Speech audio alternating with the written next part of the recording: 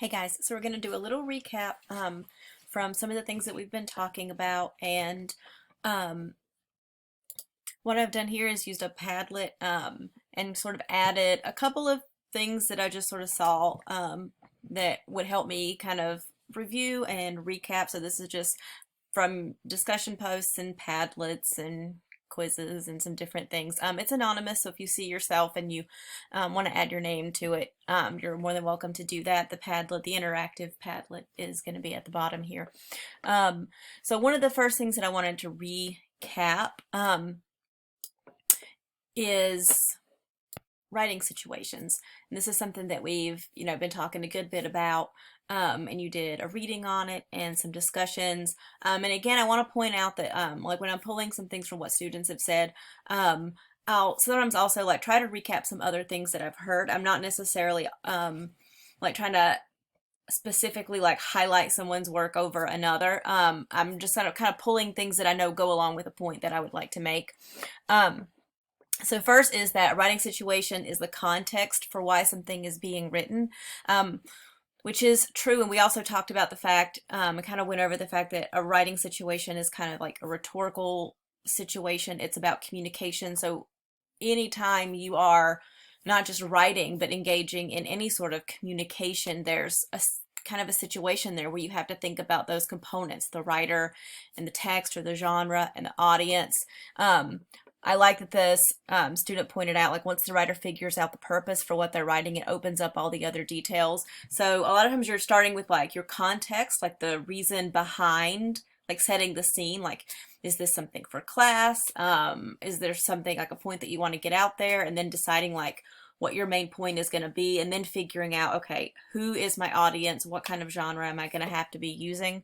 I like that they pointed out that each writer is going to have to figure out each writer's gonna have their own factors and influences, and that you have to identify like things about your reader, and then you have to, I like this phrase, like, mold it to fit the proposed purpose of your audience, so the reason why your audience is engaging with your text. So understanding what you want to happen, understanding important things about your audience, and then figuring out how to work that writing situation out. This final point, a writer has to understand that their readers will come from different areas and stages in life, and that their environments will heavily influence their understanding of the piece. I thought that was a really good final point. Sort of segues into the next student example, which was about audience and genre impacting writing, which I pulled from those bonus questions from the quiz. They pointed out a lot of things, like having to think about like demographic. I know several of you pointed out like gender and socioeconomic status, and a lot of you used some really good examples for how you would think about age. Knowing how much they already know for that background, knowing their values to help you mold your tone, and to think about like whether or not it's offensive. And again, like using this word mold again, which I think really, I really like that, the use of that word specifically, because I think it really reflects like what it looks like when you're making like choices for your audience. Like you really are trying to like mold and craft that text to get a certain reaction, or to have your reader like really understand in a different way what you want them to understand. Having to look them to get them to look at something in a different way, or change their beliefs possibly about something, or kind of show or illustrate some things that they already think that they may not be aware of. Let's see, also pointed out the type of text, like figuring out the type of text that you're writing, which is genre, like figuring out that kind of text, and then figuring out how you're going to use that text to present your points. I liked this at the end.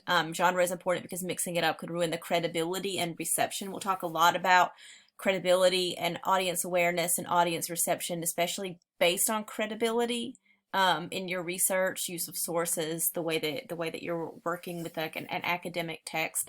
So we'll talk a lot about that this semester. So I like that word choice kind of came up. The next thing is thinking about writing as a social act.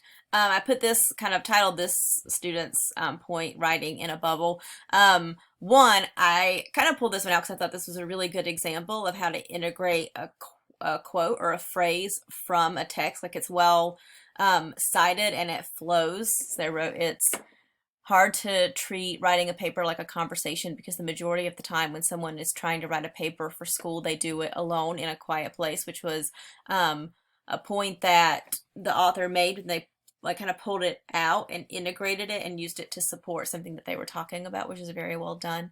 Um, and you don't necessarily feel like you're writing back and forth a lot.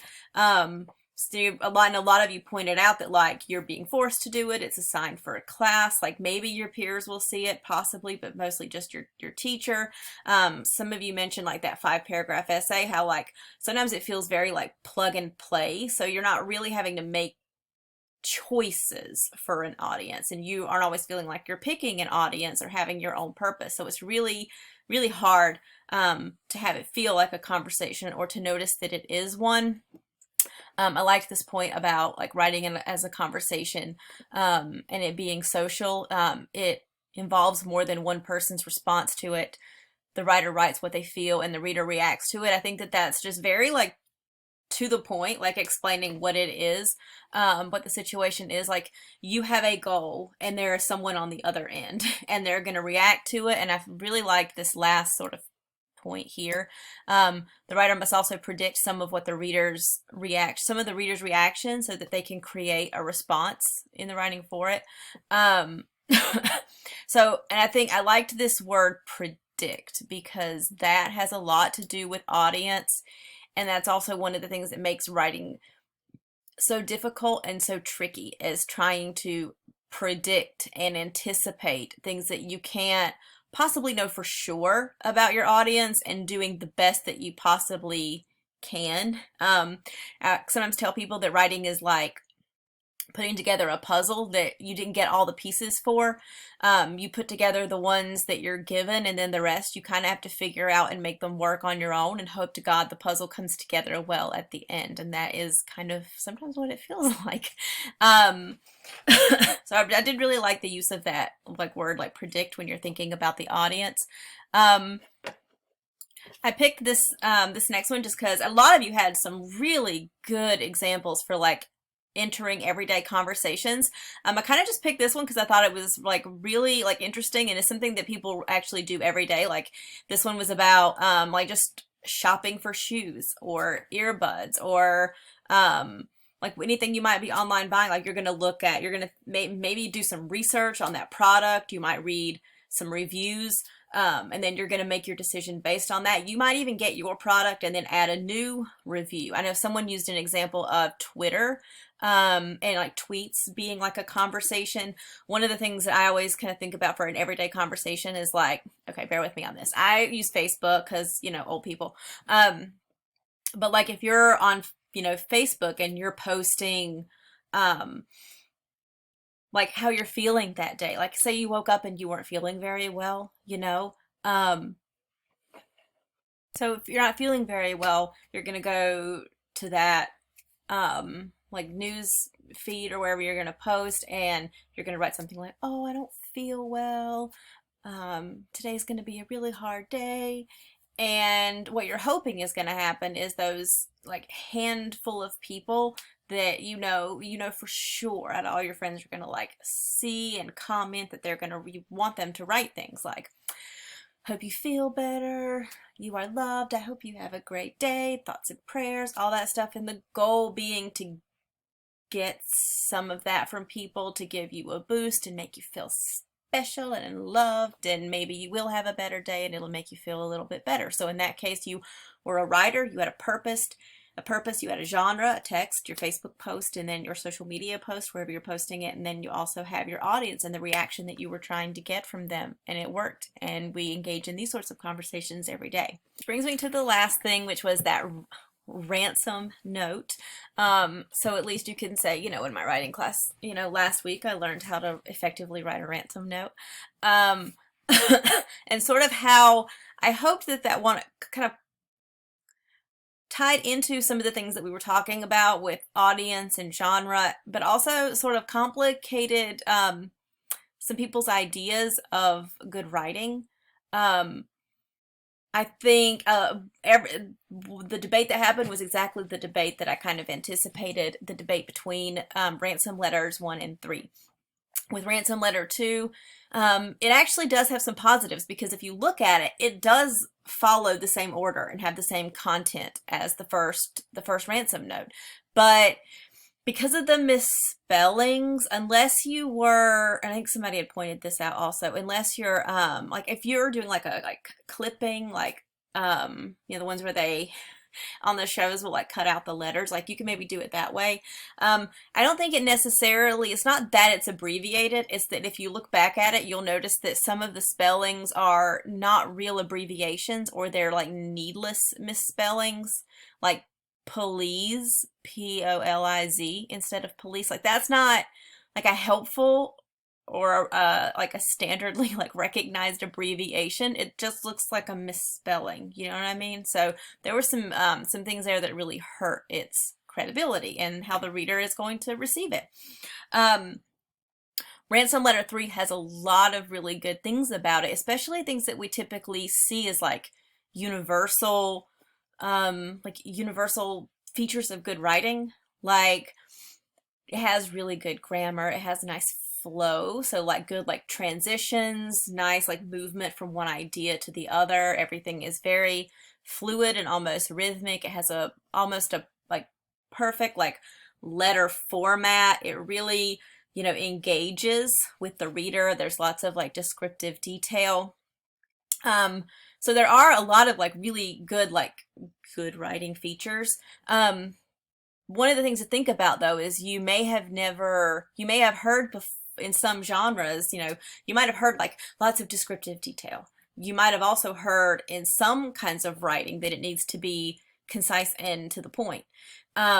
Sometimes grammar rules can be a little bit different in different genres. I know that's kind of hard to hear. But not everything translates from every single genre. If you're looking at the first Ransom Note, it doesn't have all that description, all that nice detail. But when a lot of you were actually describing what a ransom note should be, you all said things like, I just deleted all of my all of my markings. You said that it needed to be aggressive, hostile. Some people say like intimidating. You're supposed to demand money. You're supposed to include the consequences.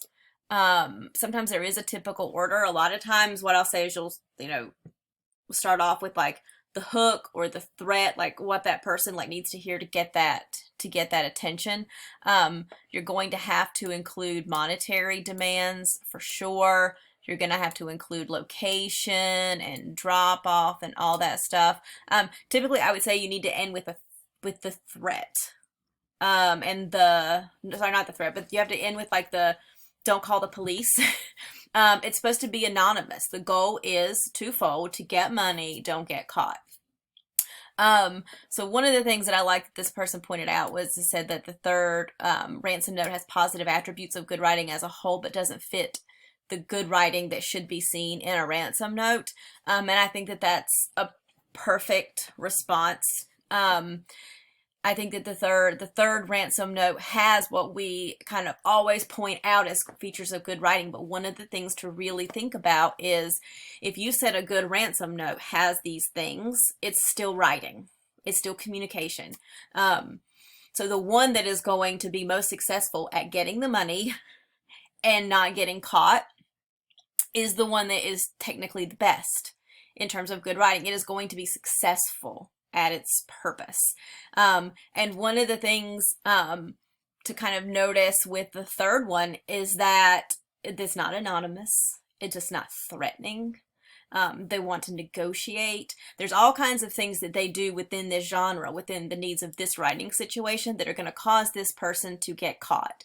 Unless, you know, you can always like argue that like they're playing mind games and it's like a psychological thing. I guess you could go with that, but we're gonna keep it we're gonna keep it simple and say that in this case, the first one, even though the third one has features of good writing, the first one is gonna be the best in this scenario because it is going to be the most successful.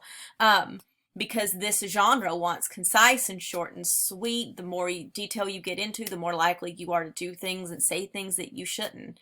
And I think that that's kind of the real sort of takeaway here, is that good writing can be different in different situations, in different genres. And the goal is always trying to figure out how to make it successful for your purpose, for your audience in this particular genre.